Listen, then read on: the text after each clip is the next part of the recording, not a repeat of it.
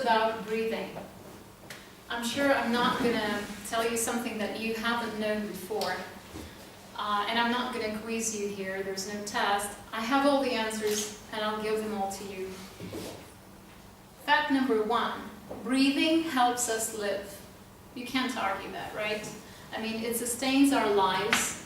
The oxygen that we breathe in through the air gets into our lungs, gets into our blood system, circulates around it. It sustains our bodies. We're alive. It's a given. It's a fact. Don't stop breathing. Don't test that. Fact number 2 is something that I've learned as I was researching this topic. When we sleep, we actually breathe properly. And as we wake up, our breathing becomes labored and inefficient. Because in our modern day lives, it's pollution, it's stress, it's rushing through the days, it's sitting in the office hunched, and some of us. What we do is what the scientists call chest breathing, which is also known as lazy breathing, where the air we breathe in stays in our chest. So we breathe in short breath in, and we breathe out very short breath out. That's not proper breathing. Just in case you didn't know, proper breathing is something you have to do with your nose, inhaling deeply, imagining your lungs expanding, and breathing out very slowly. For those of you who do yoga, martial arts, you probably have heard about something called conscious breathing. And those of you who are not doing yoga or martial arts, don't worry, you're not hopeless, you're not doomed. We can still learn to breathe properly. And we only need to do that 6 or 5 times a day. So remember, and if you want me to repeat it, breathe in, imagine your lungs expanding, you breathe out, and you're breathing properly. Fact number 3 is with oxygen coming into your brain, your mind works properly. Your mind becomes calm, it becomes cool, it becomes collected, and therefore you become focused and concentrated on what you're doing, and therefore you start creating beautiful things in your life. Whether it's an achievement, whether it's some beautiful painting. And through doing those beautiful things in your life, you become happier.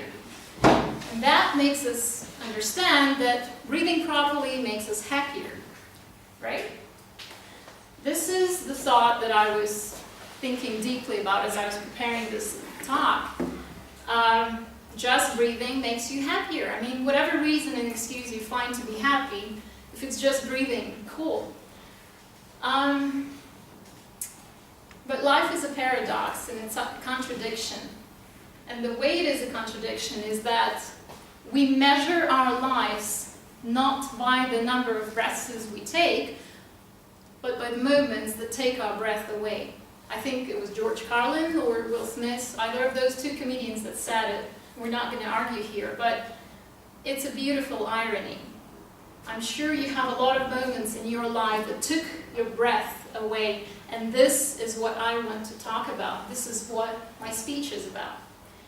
I challenge you, or I encourage you tonight to go back home and think of your earliest childhood memory where you vividly remember the moment that took your breath away, when you were still a kid. And if you're like me, you probably have flashes from your childhood because there are many memories, and it's hard to tell which one was first. I remember, as I closed my eyes, pulling my dad's hand and asking me to put me on this iron wooden thing, construction. I don't know what it was called. Apparently it was called a swing. And I would ask him to put me there, and ask me to swing me back and forth. I couldn't talk. I don't remember how old I was a toddler. But I remember very vividly how, as he would swing me up, I'd be much higher than my dad and my mom. I would be on top of the world. I would forget the world. The world was my oyster. And that moment took my breath away. There are many moments after that, and I'm sure you have a lot of those too. It was the first time I saw the ocean, and I stood at the shore. It was on top of the mountain. It was as I was standing in the steppe, and the wind was taking my breath away. It was the moment when I drove in a convertible car at 75 miles an hour. It was those quiet moments with my loved ones and my family and my friends where we'd have a deep conversation. And in that deep conversation, I would take a moment to just look at this situation and say, I am so happy to have these people in my life. I'm so grateful for this moment. And that's the moment that also took my breath away.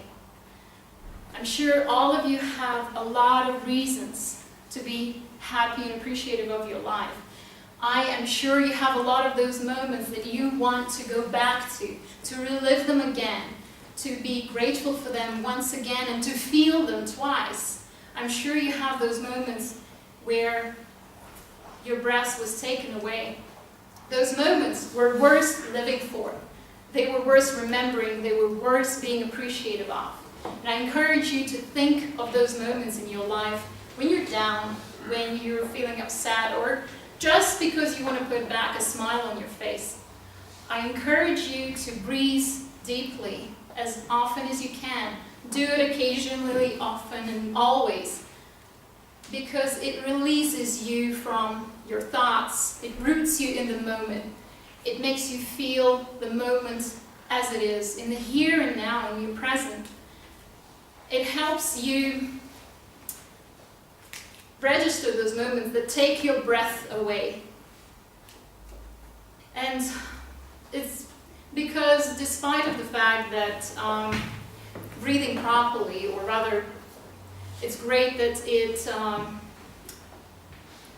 helps you stay healthy and happy, and it sustains your life.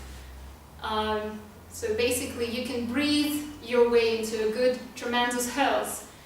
But also, if you just breathe, you will see those precious moments being created in the here and now. You will see your life. You will live your life more vividly.